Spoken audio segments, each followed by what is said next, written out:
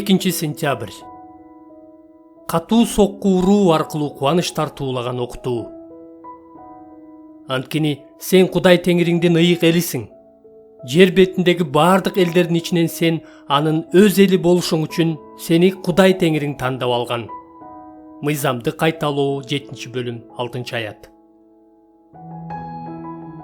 Илгери пуритандар Кудайдын ырайымы аркылуу куткарылуу жөнүндөгү окутуунун кыска нуска түшүндүрмөсүн ойлоп табышкан.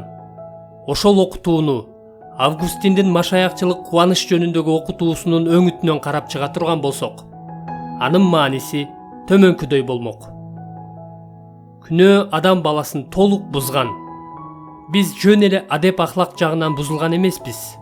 Кудайдын сулуулугун көргөнгө жана толук кубанычтын даамын татканга жөндөмсүз болуп калганбыз. Кудай бизди шартсыз тандап алган. Биз али төрөлө электе эле Ыйсада толук кубанычка ээ болорубуз алдын ала белгиленип коюлган. Ал кубаныч үч бирдиктин ичиндеги мамиледен агып чыккан кубаныч. Тандалгандар гана куткарылат. Кудай өз элине сунуш кылган кубаныч жаңы келишимдин каны менен бекитилген. Андыктан аны эч ким эч качан жок кыла албайт. Кудайдын ырайымын адам кабыл албай кое албайт. Биз өлүмгө дуушар кылган ырахаттарга берилип кетпешибиз үчүн Кудай биз үчүн өзүнө жоопкерчиликти алып, өзүнүн сүйүүсүнүн күчү менен бизди коргойт жана өзүнүн эң жогорку бийлиги менен бизге эң жакшы ырахаттарды тартуулоо аркылуу бизди дүйнөлүк ырахаттардан эркин кылат. Ишенгендер аягына чейин сөзсүз чыдайт, сөзсүз куткарылат.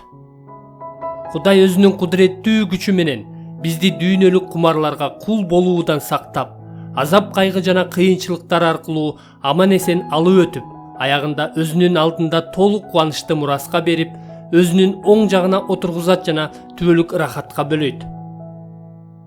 Жогорудагы 5 түшүндүктүн ичинен Кудайдын шартсыз тандоосу мени бир жагынан өтө олуттуу ой жүгүрткөнгө чакырса, бир жагынан жанымды жыргатат. Себеби ырайымдын шартсыз болушу биздин өзүбүз менен сыймык таанышыбызга такыр жол бербейт. Мунун олуттуу тарабы ушул. Ал эми Кудайдын тандоосу менин энчиленип алынган абдан баалуу адам экенимди эсиме салып турат.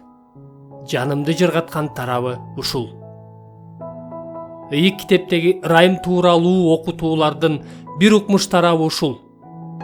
Алар биздин туура эмес ой жүгүртүүбүзгө катуу сокку уруу аркылуу эң чоң кубаныч тартуулайт.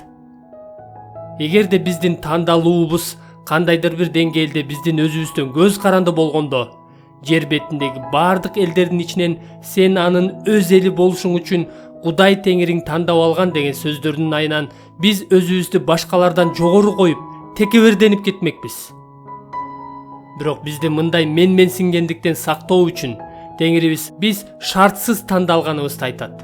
Мыйзамды кайталоо 7-бөлүм 7-аяттан 9-аятка чейин. Ошондуктан биз эч нерсеге жарабаган мени тандап алды Теңир деген ырды кубаныч менен ырдайбыз.